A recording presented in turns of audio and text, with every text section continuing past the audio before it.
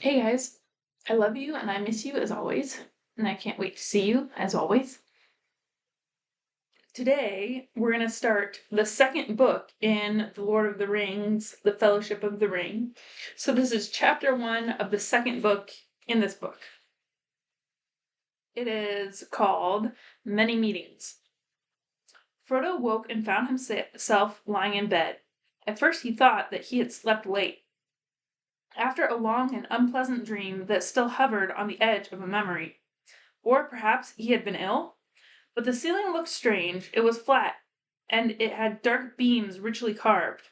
He lay a little while longer looking at patches of sunlight on the wall and listening to the sound of a waterfall. Where am I? And what is the time? He said aloud to the ceiling. In the house of Elrond, and it is 10 o'clock in the morning, said a voice. It is the morning of October the 24th, if you want to know. Gandalf, cried Frodo, sitting up.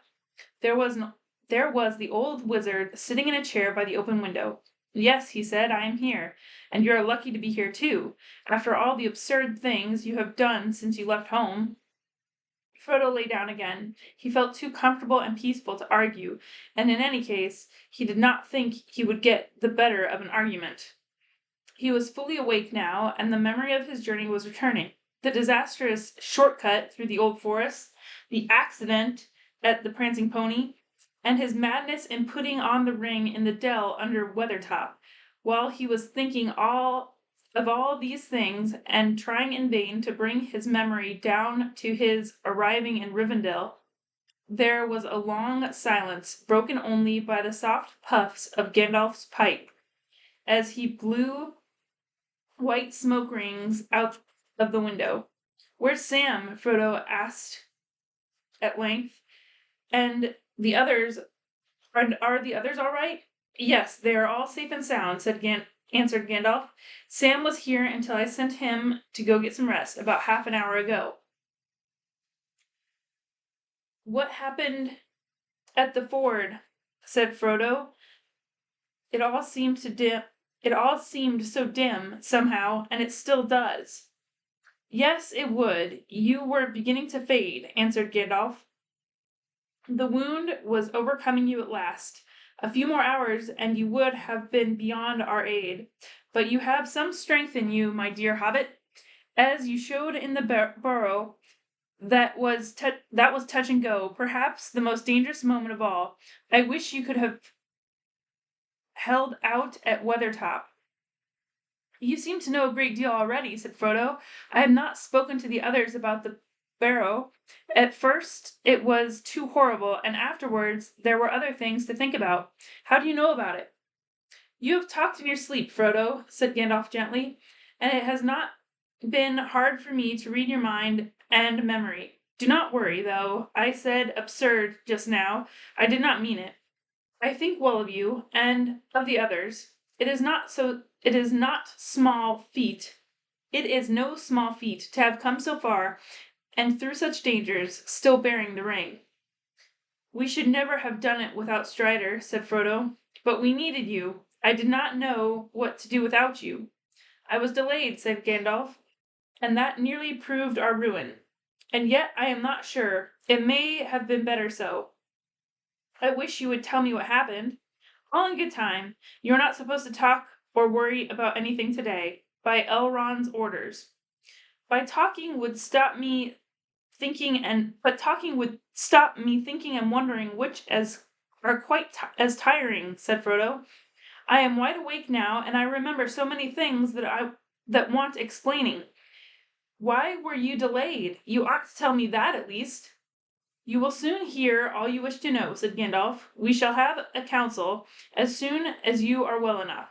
At the moment, I can only say that I was held captive. You? Cried Frodo. Yes, I, Gandalf the Grey, said the wizard solemnly. There are many powers in this world, for good and for evil. Some are greater than I. Against some I have not yet been measured. But my time is coming. The Morgul Lord and his black riders have come forth. War is preparing. Then you knew of the riders already, before I met them? Yes, I knew of them. Indeed, I spoke of them once to you, for the black riders are the ring wraiths. the 9 servants of the Lord of the Rings. But I did not know that they had arisen again, or should have fled with you at once, or I should have fled with you at once. I heard the news of them only after you left in June, but that story must wait. For the moment we have been saved from disaster by Aragorn. Yes, said Frodo, it was Strider that saved us. Yet I was afraid of him at first. Sam never quite trusted him, I think, not at any rate, until we met Glorfindel. Gandalf smiled. I have heard all about Sam, he said. He has no more doubts now. I am glad, said Frodo, for I have become very fond of Strider. Well, fond is not the right word. I mean, he is dear to me, though he is strange and grim at times. In fact, he reminds me often of you. I didn't know that any of the big people were like that. I thought, well, that they were just big and rather stupid, kind of stupid, like Butterbur, or stupid and wicked like Bill Ferny. But then we don't know much about men in the Shire, except perhaps the Brelanders. You don't know much even about them if you think old Barliman is stupid, said Gandalf. He is wise enough on his own ground. He thinks less than he talks, and slower. Yet he can see through a brick wall in time, as they say in Bree. But there are few left in Middle-earth like Aragorn, son of Arathorn. The race of the kings over the sea is nearly at the end. It may be that this War of the Ring will be their last adventure. Do you really mean that Strider is one of the people of the old kings? Said Frodo in wonder. I thought they had all vanished long ago. I thought he was only a ranger. Only a ranger, cried Gandalf. My dear Frodo, that is just what the rangers are. The last remnant of the north of the great people, the men of the west. They have helped me before, and I shall need their help in days to come. For we have reached Rivendell, but the ring is not yet at rest. I suppose not, said Frodo. But so far, my only thought has been to get here, and I hope I shan't have to go any further. It is very pleasant just to rest. I have had a month of exile and adventure, and I find that has been as much as I want. He fell silent and shut his eyes. After a while he spoke again. I have been reckoning, he said, and I can't bring the total up to October the 24th. It ought to be the 21st. We must have reached the ford by the 20th. You have talked and reckoned more than is good for you, said Gandalf. How do the side and shoulder feel now? I don't know, Frodo answered. They didn't feel at all, which was an improvement, but he made an effort. I can move my arm again a little. Yes, it is coming back to life. It is not cold, he added, touching his left hand with his right. Good, said Gandalf. It is mending fast. You will soon be sound again. Elrond has cured you. He has tended to you for days, ever since you were brought in. Days? Said Frodo. Well, 4 nights and 3 days to be exact. The elves brought you from the ford on the night of the 20th, and that is when you lost count. We have been terribly anxious, and Sam has hardly left your side, day or night, except to run messages. Elrond is a master of healing, but the weapons of our enemy are deadly. To tell you the truth, I had very little hope, for I suspected that there was some fragment of the blade still in the closed wound. But it could not be found until last night. Then Elrond removed a splinter. It was deeply buried, and it was working inwards. Frodo shuddered, remembering the cruel knife with a notched blade that had vanished in Strider's hands. Don't be alarmed, said Gandalf. It is gone now. It has been melted, and it seems the hobbits fade very reluctantly. I have known strong warriors of the big people who would quickly have been overcome by the splinter which you bore for 17 days. What would they have done to me? Asked Frodo. What were the riders trying to do? They tried to pierce your heart with a Morgul knife, which remains in the wound. If they had succeeded, you would have become like they are, only weaker and under their command. You would have become a wraith under the dominion of the Dark Lord, and he would have tormented you for trying to keep his ring, if any greater torment were possible than being robbed of it and seeing it on his hand. Thank goodness I did not realize the horrible danger, said Frodo faintly. I was mortally afraid, of course, but if I had known more, I should not have dared even to move. It is a marvel that I escaped.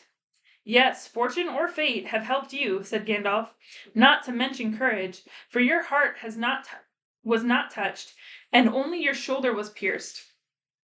And that was because you resisted to the last. But it was a terribly narrow shave, so to speak. You were in the gravest peril while you wore the ring, for then you were half in the wraith world yourself, and they might have seized you. You could see them, and they could see you. I know, said Frodo. They were terrible to behold. But why could we all see their horses? Because they are real horses, just as the black robes are real robes, and that they wear to give shape to their nothingness when they have dealings with the living. Then why do these black horses endure such riders? All other animals are terrified when they draw near, even the elf horse of Glorfindel. The dogs howl and the geese scream at them. Because these horses are born and bred to the service of the Dark Lord in Mordor. Not all his servants and chattels are wraiths. There are orcs and trolls, there are wargs and werewolves, and there have been and still are many men, warriors, and kings that walk alive under the sun, and yet are under his sway, and their number is growing daily. What about Rivendell and the elves? Is Rivendell safe? Yes, at present, until all else is conquered. The elves may fear the Dark Lord, and they may fly before him, but never again will they listen to him or serve him. And here in Rivendell there live still some of his chief foes, the elven wise lords of the Eldar from beyond the furthest seas. They do not fear the ring-wraiths, for those who have dwelt in the blessed realm live at once in both worlds, and against both the seen and the unseen they have great power. I thought that I saw a white figure that shone and did not grow dim like the others. Was that Glorfindel then? Yes, you saw him for a moment, as he is upon the other side, one of the mighty of the firstborn. He is an elf lord of the house of princes. Indeed, there is a power in Rivendell to withstand the might of Mordor for a while, and elsewhere other powers still dwell. There is power, too, of another kind in the Shire. All such places will soon become islands under siege, if things go on as they are going. The Dark Lord is putting forth all his strength. Still, he said, standing suddenly up and sticking out his chin, while his beard went stiff, like straight like bristling wire, we must keep up our courage. You will soon be well, if I do not talk you to death. You are in Rivendell, and you need not worry about anything for the present. I haven't any courage to keep up, said Frodo, but I am not worried at the moment. Just give me some news of my friends and tell me the end of the affair at the ford, as I keep asking, and I shall be content for the present.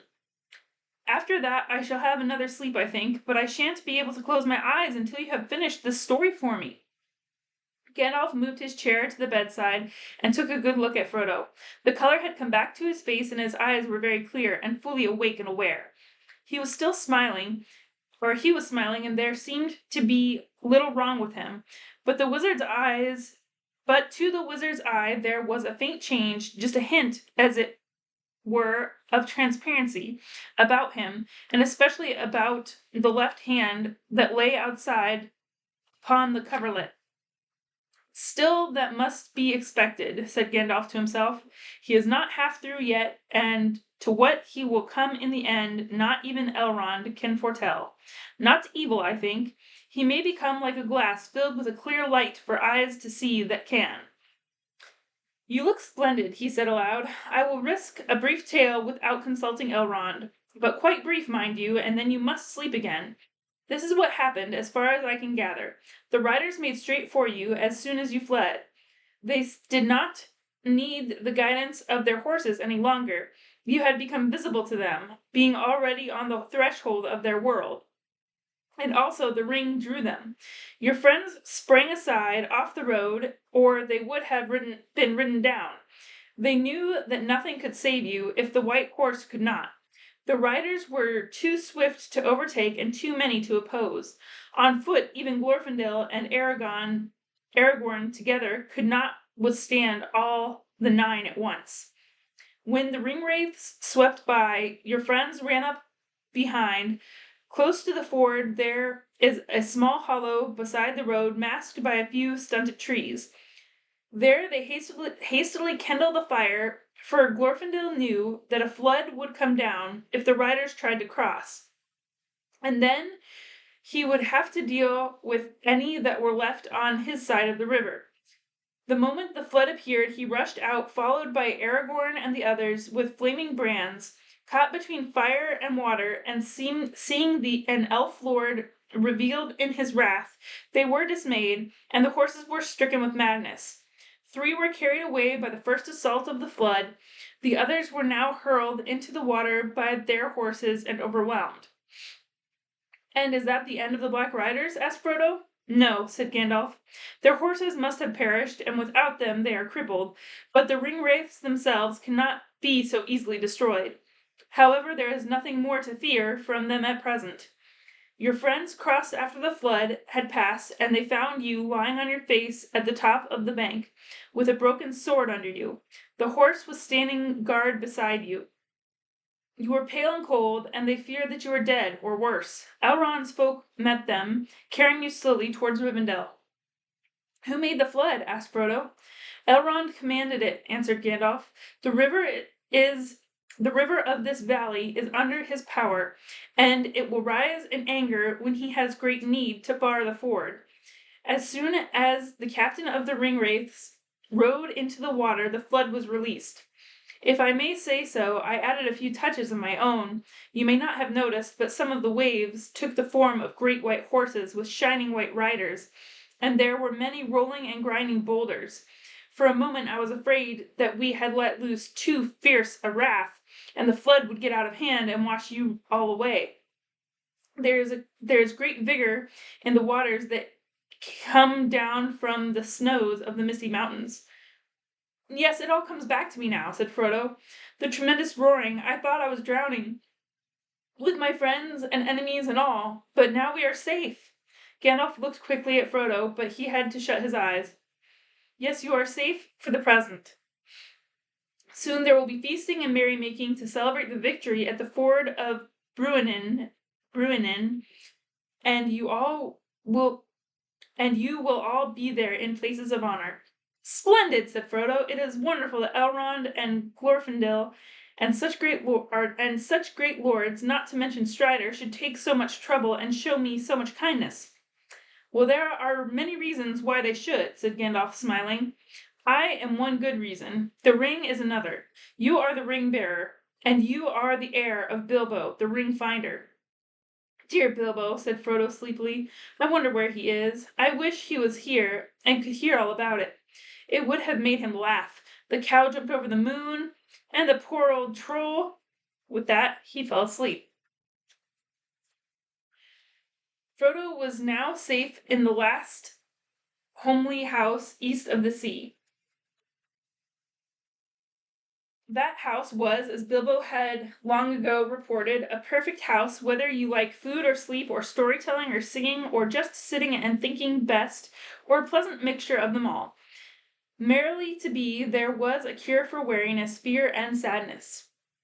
As the evening drew on, Frodo woke up again, and he found that he no longer felt in need of rest or sleep, but had a mind for food and drink, and probably for singing and storytelling afterwards.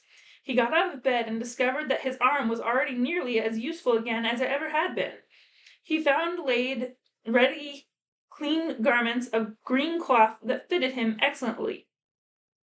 Looking in the mirror, he was startled to see a much thinner reflection of himself than he remembered. It looked remarkably like the young nephew of Bilbo who used to go tramping with his uncle in the Shire, but the eyes looked out at him thoughtfully. "Yes, you have seen a thing or two since you last peeped out of the looking-glass," he said to his reflection. but now for a merry meeting. He stretched out his arms and whistled a tune. At that moment there was a knock at the door, and Sam came in. He ran to Frodo and took his left hand awkwardly and shyly. He stroked it gently, and then he blushed and turned hastily away. "Hello, Sam," said Frodo. "It's warm," said Sam, "meaning your hand, Mr. Frodo. It has felt so cold through the long nights. But glory and trumpets!"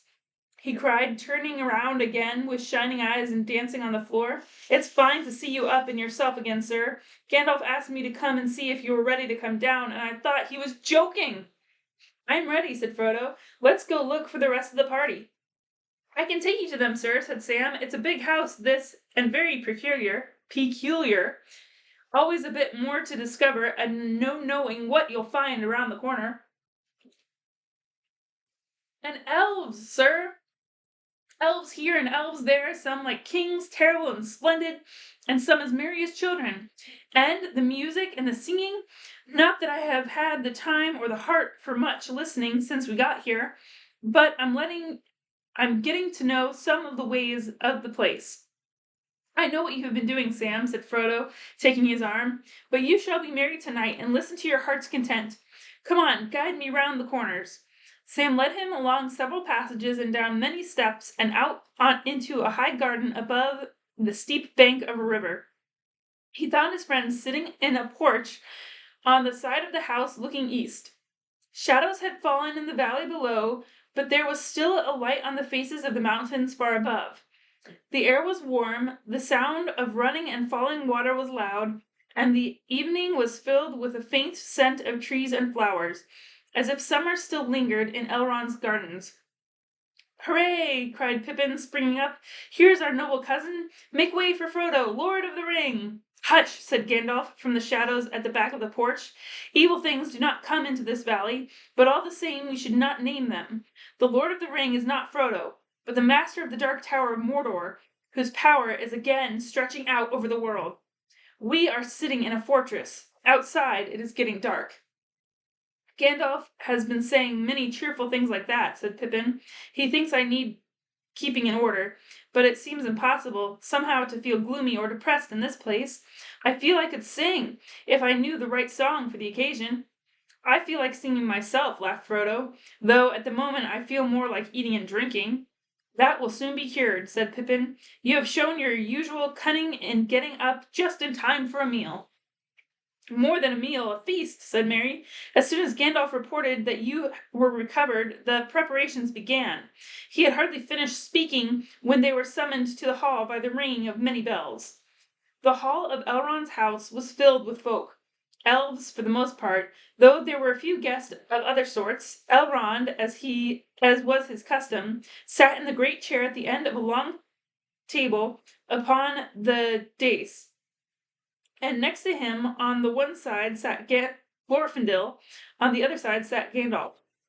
Frodo looked at them in wonder, for he had never before seen Elrond, of whom so many tales spoke, and as they sat upon his right and his left, Glorfindel and even Gandalf, whom he thought he knew so well, were revealed as lords of dignity and power. Gandalf was shorter in stature than the other two, but his long white hair, his sweeping silver beard, and his broad shoulders made him look like some wise king of ancient legend.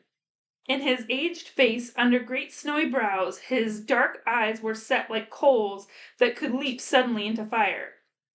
Glorfindel was tall and straight, his hair was of shining gold, his face fair and young and fearless and full of joy. His eyes were bright and keen, and his voice like music. On his brow sat wisdom, and in his hand was strength. The face of Elrond was ageless, neither old nor young, though it was written in memory of many things, both glad and sorrowful. His hair was dark and as the shadows of twilight, and upon it was set a circlet of silver. His eyes were gray and clear as evening. His eyes were gray as a clear evening, and in them was a light like the light of stars. Venerable he seemed as a king crowned with many winters, and yet hale as a tired warrior, or as a tried warrior, as a tried warrior in the fullness of his strength. He was the lord of Rivendell, and mighty among both elves and men.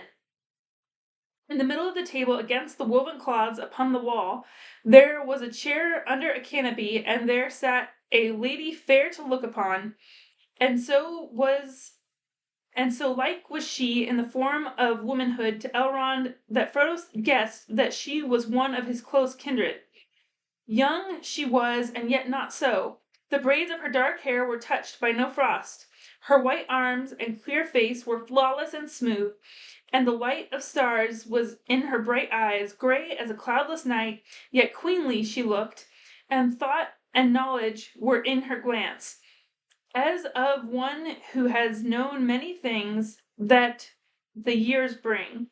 Above her brow, her head was covered with a cap of silver lace, netted with small gems glittering white, but her soft gray raiment had no ornament save a girdle of leaves wrought in silver. So it was that Frodo saw her whom few mortals had yet seen, Arwen, daughter of Elrond, in whom it was said that the likeness of Luthien had come on earth again, and she was called Undomiel, for she was the even star of her people. Long she had been in the land of her mother's kin, in Lorien, beyond the mountains, and was but lately returned to Rivendell to her father's house. But her brothers, Eladan and Elrohir, were out upon errantry, for they rode often far afield with the rangers of the north, forgetting never their mother's torment in the dens of the orcs. Such loveliness in the living thing Frodo had never seen before, nor imagined in his mind. And he was both surprised and abashed to find that he had a seat at Elrond's table among all these folk so high and fair. Though he had a suitable chair and was raised upon several cushions, he felt very small and rather out of place. But that feeling quickly passed. The feast was merry, and the food all that his hunger could desire. It was some time before he looked about him again, or even turned to his neighbors. He looked first for his friends, Sam had begged to be allowed to wait on his master, but had been told that for the first time he was a guest of honor.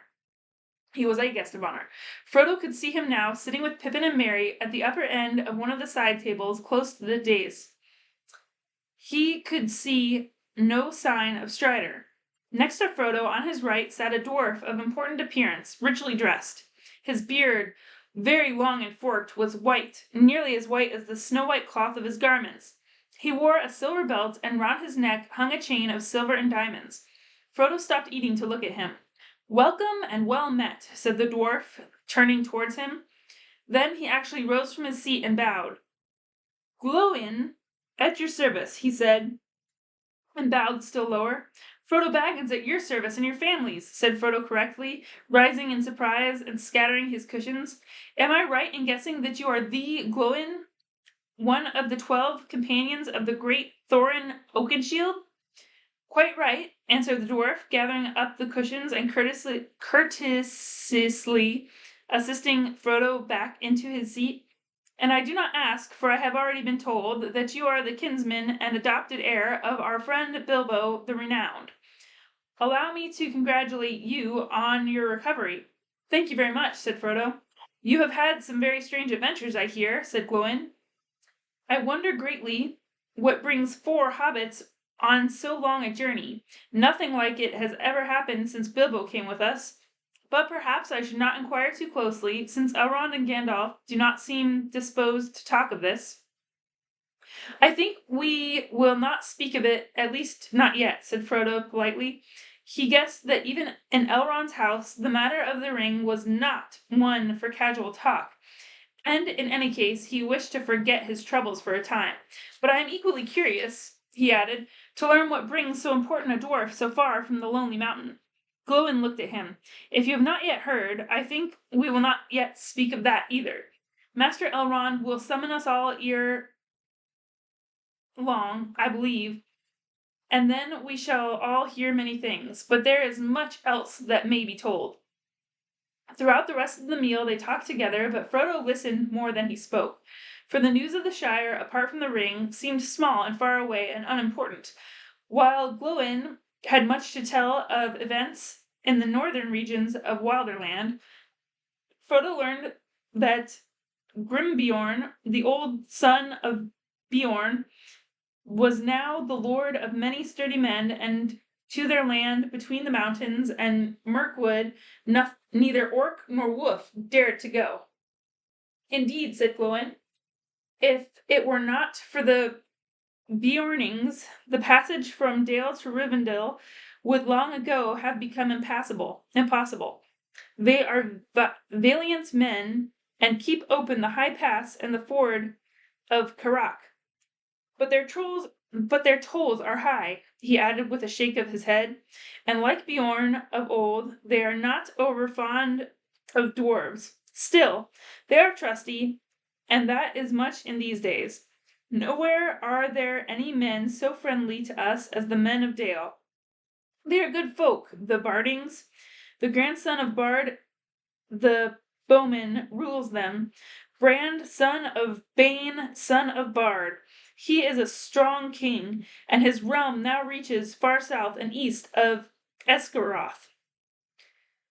And what of your own people? Asked Frodo. There is much to tell, good and bad, said Glóin. Yet it is mostly good. We have been so far fortunate, though we do not escape the shadows of these times. If you really wish to hear of us, I will tell you tidings gladly. But stop me when you are weary. The dwarves' tongues run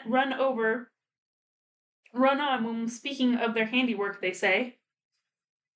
And with that, Glóin embarked on a long account of doings of the dwarf kingdom. He was delighted to have found so polite a listener, for Frodo showed no sign of weariness and made no attempt to change the subject, though actually he soon got rather lost among the strange names of the people and places that he had never heard before.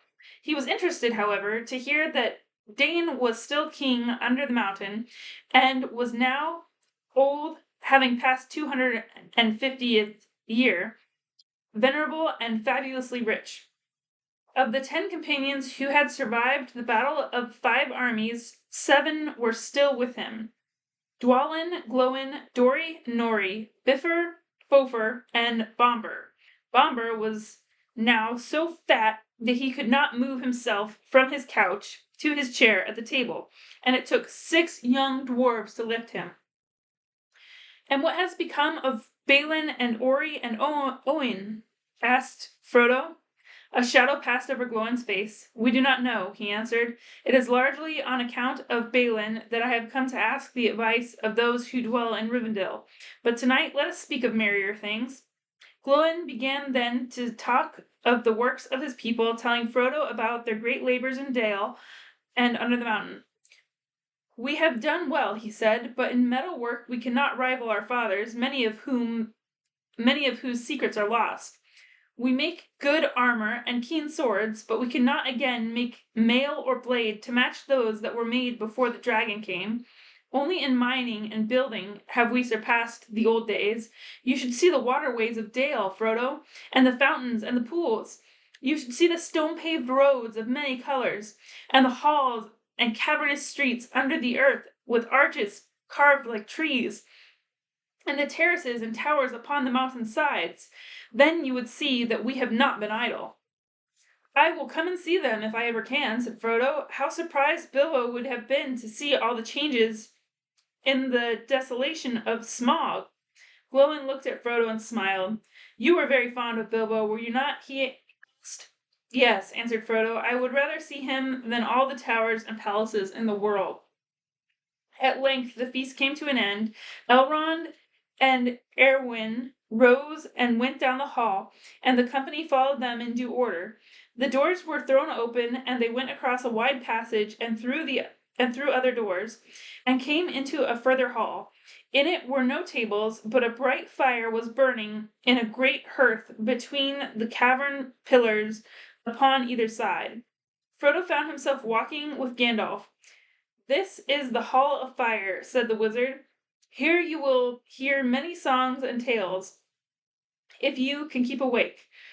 But except on high days, it usually stands empty and quiet, and people come here who wish for peace and thought. There is always a fire here all year round, but there is little other light."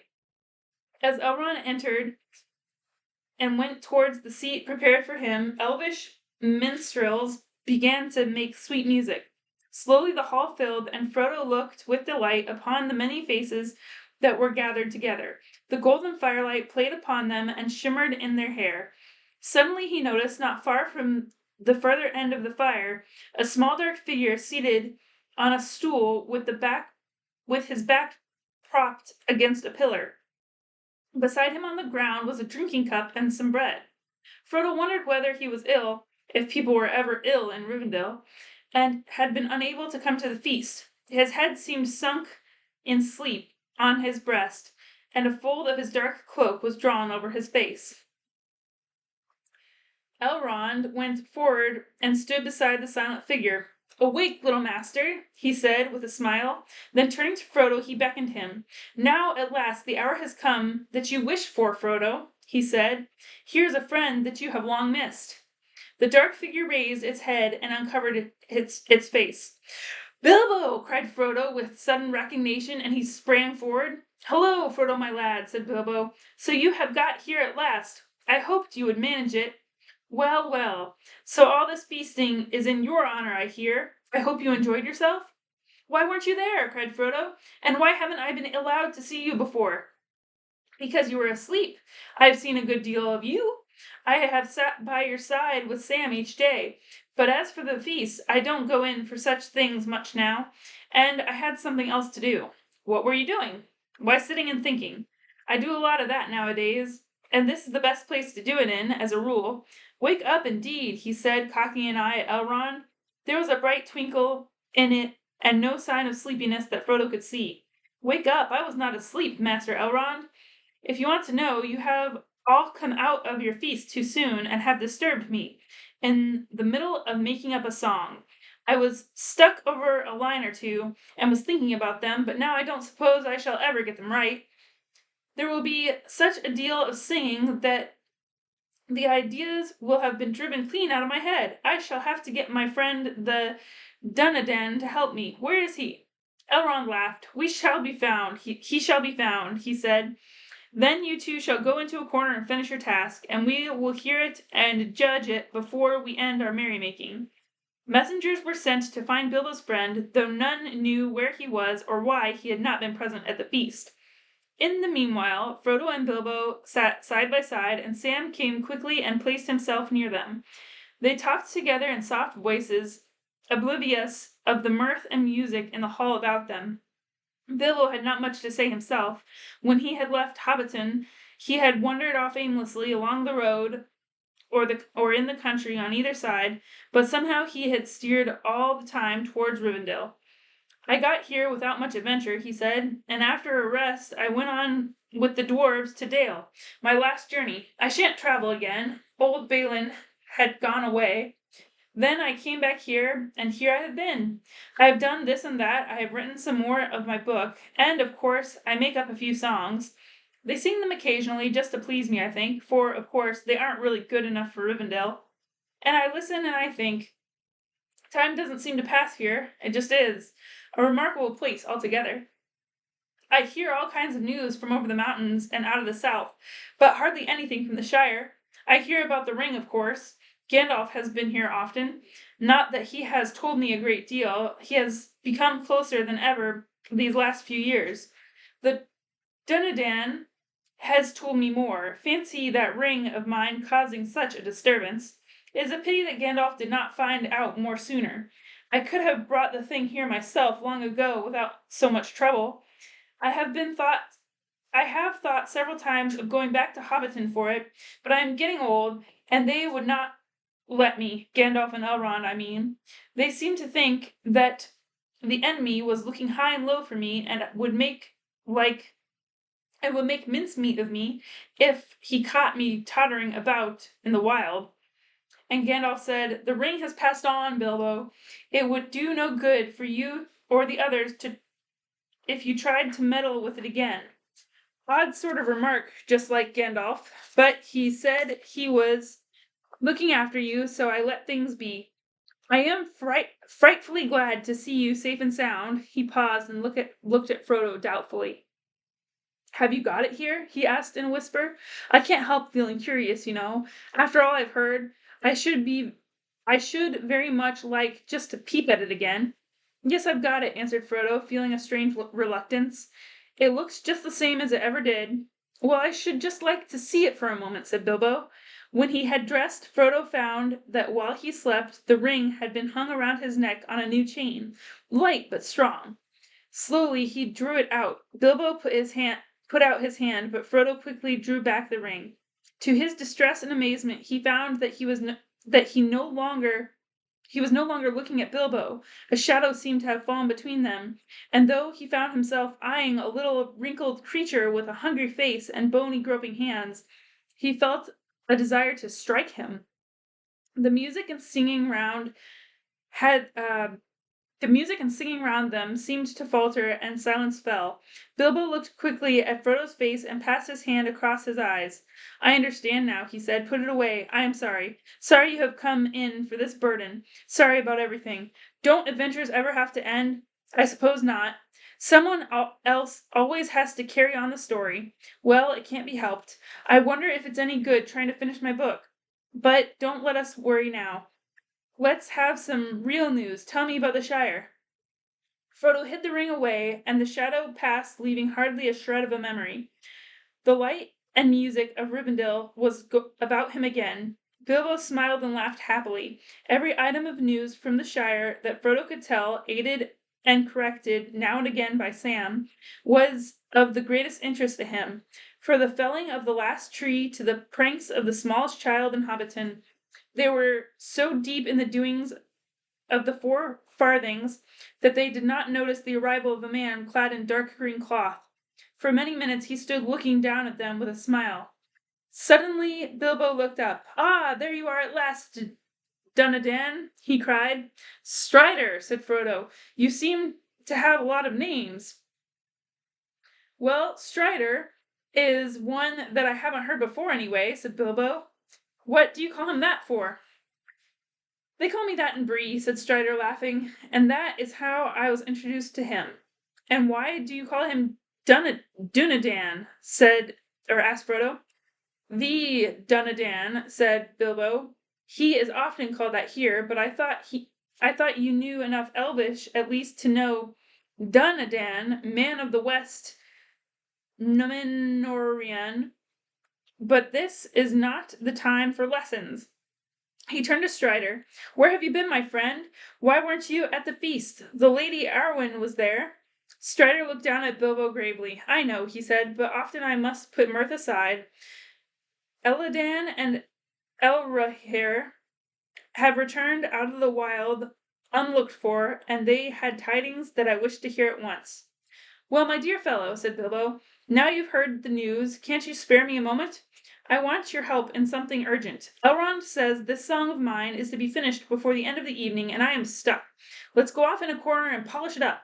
Strider smiled. "Come then," he said, "let me hear it." Frodo was left to himself for a while, for Sam had fallen asleep. He was alone and felt rather forlorn, although all about him the folk of Rivendell were gathered. But those near him were silent, intent upon the music of the voices and instruments, and they gave no heed to anything else. Frodo began to listen. At first the beauty of the melodies and of the interwoven words in elven tongues, even though he understood them little, held him in a spell as soon as he began to attend to them. Almost it seemed that the words took shape, and visions of far lands and bright things that he had never yet imagined opened out before him, and the firelit hall became like a golden mist above seas of foam that sighed upon the margins of the world. Then the enchantment became more and more dreamlike, until he felt that an endless river of swelling gold and silver was flowing over him too multitudinous for its pattern to be comprehended. It became part of the throbbing air about him, and it drenched and drowned him. Swiftly he sank under its shining weight into a deep realm of sleep. There he wandered long in a dream of music that turned into running water and then suddenly into a voice. It seemed to be the voice of Bilbo chanting verses. Faint at first, then clearer ran the words. Eärendil was a mariner that tarried in Arvinian. He built a boat of timber felled in Nimbrithil to journey in. Her sails he wove of silver fair, of silver were her lanterns made. Her prow was fashioned like a swan, and light upon her banners laid. In panoply of ancient kings, in chained rings he armored him. His shining shield was scored with runes, to ward all wounds and harm from him. His bow was made of dragon horn, his arrows shorn of ebony. Of silver was his habergeon, his scabbard of chalcedony. His sword of steel was valiant, of adamant his helmet tall, an eagle plume upon his crest, upon his breast an emerald. Beneath the moon and under star he wandered far from northern strands, bewildered on enchanted ways, beyond the days of mortal lands. From gnashing of the narrow ice, where shadow lies on frozen hills, from nether heats and burning waste, he turned in haste, and roving still, on starless waters far astray, at last he came to night of naught, and past and never sight he saw of shining shore, nor light he sought. The winds of wrath came driving at him, and blindly in the foam he fled. From west to east and errandless, unheralded he homeward sped. There flying Elwine came to him, and flame was in the darkness lit, more bright than light of diamond, the fire upon her carcanet.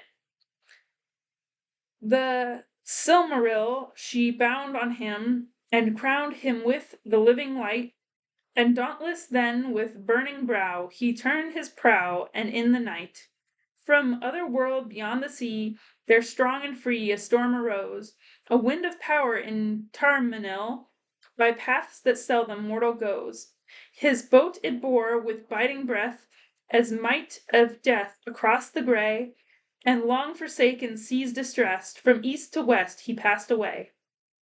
Through ever night he back was borne, on black and roaring waves that ran o'er leagues unlit and foundered shores that drowned before the days began, until he heard on strands of pearl, where ends the world the music long, wherever foaming billows roll, the yellow gold and jewels wan.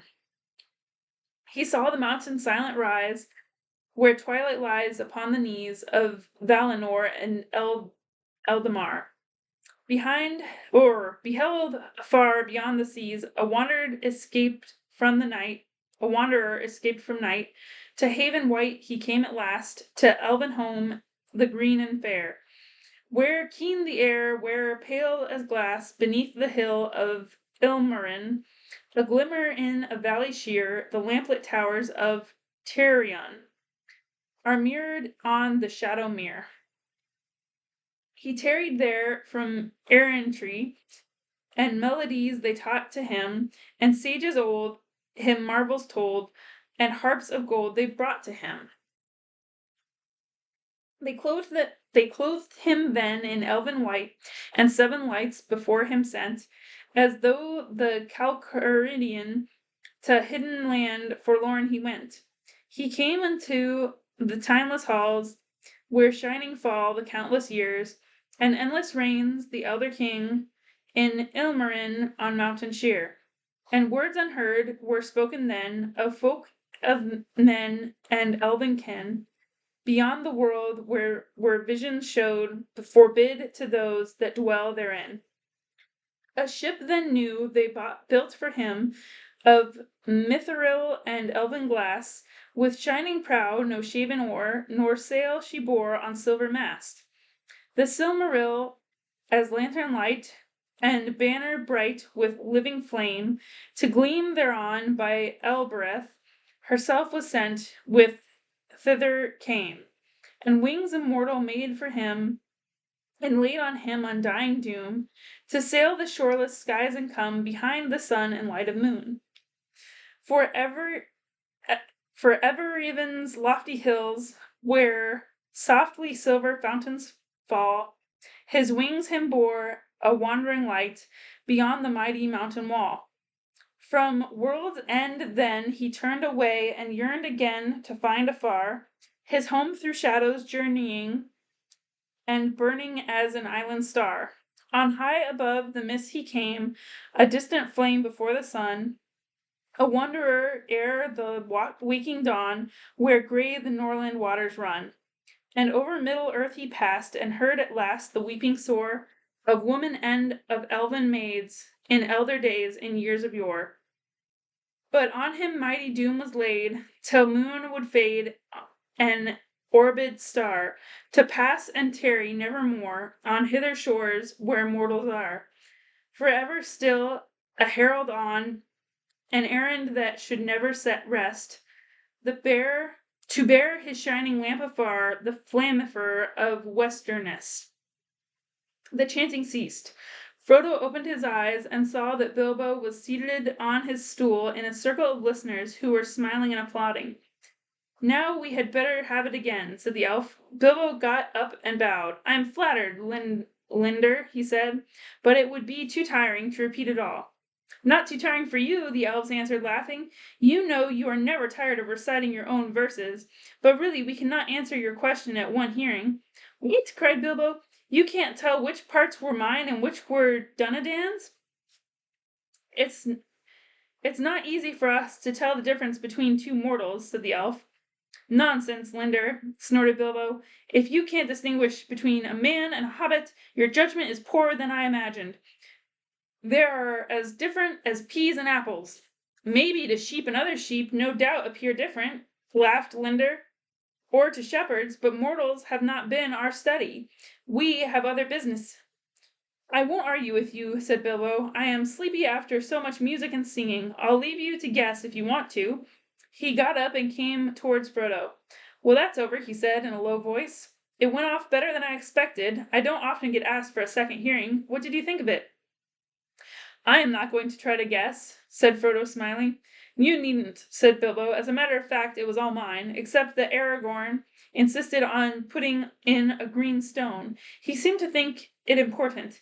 I don't know why. Otherwise, he obviously thought the whole thing rather above my head, and he said that if I had the cheek to make verses about Eärendil in the house of Elrond, it was my affair. I suppose he was right. I don't know, said Frodo. It seemed to me to fit somehow, though I can't explain. I was half asleep when you began, and it seemed to follow on from something that I was dreaming about. I didn't understand that it was really you speaking until near the end.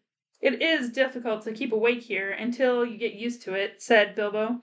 Not that hobbits would ever acquire quite the elvish appetite for music and poetry and tales. They seem to like them as much as food or more. They will be going on for a long time yet. What do you say to slipping off for some more quiet talk? Can we? Said Frodo. Of course, this is merrymaking, not business. Come and go as you like, as long as you don't make a noise. They got up and withdrew quietly into the shadows and made for the doors. Sam they left behind, fast asleep, with a smile on his face. In spite of his delight in Bilbo's company, Frodo felt a tug of regret as they passed out of the Hall of Fire. Even as they stepped over the threshold, a single clear voice rose in song. A Elbereth Githlanel, Silrin Pinamiriel, O Minel El Aglar Elenath, Na Cherid Pelen Diriel, O Galen Hramrin Enorath, Phanulios li Lineathon, Nef Aer Sinef Arion. Frodo halted for a moment, looking back. Elrond was in his chair, and the fire was on his face like summer light upon the trees. Near him sat the Lady Arwen. To his surprise, Frodo saw that Aragorn was stood beside her. His dark cloak was thrown back, and he seemed to be clad in elven mail, and a star shone on his breast. They spoke together, and then suddenly it seemed to Frodo that Arwen turned towards him, and the light of her eyes fell on him from afar and pierced his heart. He stood still, enchanted, while the sweet syllables of the elvish song fell like clear jewels of blended word and melody. "It is a song to Elbereth," said Bilbo. "They will sing that or other songs of the Blessed Realm many times tonight. Come on." He led Frodo back to his own little room. It opened onto the gardens and looked south across the ravine of the Bruinen. There they sat for some while, looking through the window at the bright stars above the steep climbing woods, and talking softly. They spoke no more of the small news of the Shire far away, nor of the dark shadows and perils that encompassed them, but of the fair things they had seen in the world together, of the elves, of the stars, of trees, and the gentle fall of the bright year in the woods. At last there came a knock at the door. "Begging your pardon," said Sam, putting in his head, "but I was just wondering if you would be wanting anything." "And begging yours, Sam Gamgee," replied Bilbo. "I guess you mean that it is time your master went to bed?" "Well, sir, there is a council early tomorrow, I hear, and he only got up today for the first time." "Quite right, Sam," laughed Bilbo. "You can trot off and tell Gandalf that he has gone to bed. Good night, Frodo. Bless me, but it has been good to see you again. There are no folk like hobbits, after all, for real good talk. I am getting very old, and I began to wonder if I should ever live to see your chapters of our story. Good night. I'll take a walk, I think, and look at the stars of Elbereth in the garden. Sleep well." All right, that is chapter 1 of book 2 of The Fellowship of the Ring. All right, I love you guys, as always. Give each other hugs for me. I miss you very much. Talk to you later.